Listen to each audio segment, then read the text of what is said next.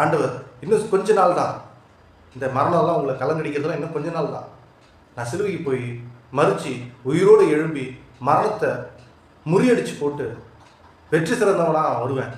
அப்போ இனிமேல் யாரும் மரணத்தை அழுது துக்கித்து கஷ்டப்பட்டு சந்திக்க வேண்டிய அவசியம் இல்லை.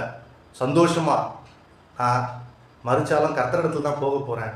கண்ணை மூடுன அடுத்த நிமிஷம் நான் அங்கே கண்ணை திறப்பேன், அங்கே ராஜாவோடு இருப்பேன், பரலோக ராஜ்யத்தில் நான் இருப்பேன்ற அந்த விசுவாசத்தோடு நீங்கள் மரணத்தை எதிர்கொள்ளக்கூடிய நாட்கள் நெருங்கிட்டு இருக்கு. நான் சீக்கிரமாக துரிதமாக சிலுவைக்கு போகிறேன், நீங்கள் கலங்காமல் இருங்க அப்படின்றது தான் அவர் அங்கே சொல்லணும்னு நினைக்கிறேன். ஆவியில் கலங்கி, ஆவியில் கலங்கின்னா சாதாரண ஆவி இல்லை, பரிசுத்த ஆவி. பரிசுத்த ஆவி இருக்கிற இயேசு கிறிஸ்து ஆவியில் கலங்குறாரு. என்ன காரணம்? மனிதர்களுடைய மனக்கண்கள் திறக்கப்படலை. மனிதர்கள் இன்னும் இத்தனை அற்புதங்களை பார்த்தோம், என்னையே நேரடியாக பார்த்தும் கூட இன்னும் மரணத்தை கண்டு பயப்படுகிறவர்களாக இருக்கிறார்கள், என்னை கண்டு விசுவசிக்கிறவர்களாக இல்லை அப்படின்னு சொல்லி வருத்தப்படுறாருன்னு நான் நினைக்கிறேன். உண்மைதானங்க. உயிரோடு எழுப்ப முடியாத ஒரு மனுஷன் புலம்பெல்லாம் அழலாம், இவர் தான் உயிரோடு எழுப்ப போகிறாருங்க, இவர் ஏங்க அழுவணும்? சரி, மார்த்தாவும் மரியாதை 4 நாள் கஷ்டப்பட்டு இருப்பாங்க, கரெக்டு, அவங்களுக்காக அவர் அழணுமா?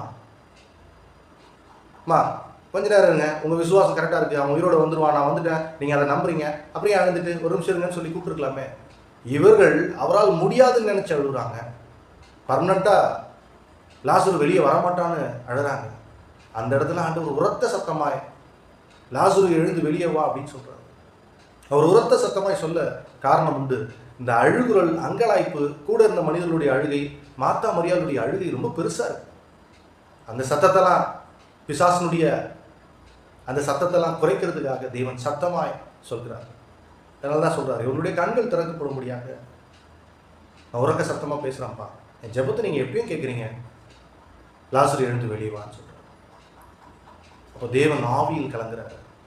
என் அன்பு சகோதர சகோதரிகள், அழ சொன்னது ஒரு இடம், அப்பயும் இதே விசுவாச குலைச்சல் இருக்கீங்களே, நான் தான் குமாரனாகிய இயேசு கிறிஸ்து, என்னை ஏற்றுக்கொள்ள நீங்கள் மறுக்கிறீங்களே அப்படின்னும், எருசலேம் நகரத்தை பார்த்து இந்த நகரம் எவ்வளோ ஆசையாக நான் படைத்தேன், பாவத்துக்குள்ளே விழுந்து என்னையே உங்களுக்கு அடையாளம் தெரியலையே, சொந்த அப்பா நான், என்னையே உங்களுக்கு அடையாளம் தெரியலையே, இதனுடைய விளைவுகளும் உங்கள் பிள்ளைகள் அனுபவிக்குமே, அடிமைத்தனத்துக்குள்ளே போக போகிறாங்களே, சிறைப்பட்டு போக போகிறாங்களே, கஷ்டப்பட போகிறாங்களே, அதை நினச்சி ஏசப்பா அந்த நகரத்தை பார்த்து அழறாரு.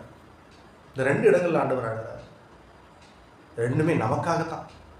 ஆனால் இன்னொரு பக்கம் பார்க்கணும், அவர் கோழை அல்ல, அவர் பயத்தில் அழலை, நம்ம மேலே வச்சு அளவு கடந்த பாசத்தில், விவரிக்க முடியாத அந்த பாசத்தில் அவர் கண் கலங்குறாரு.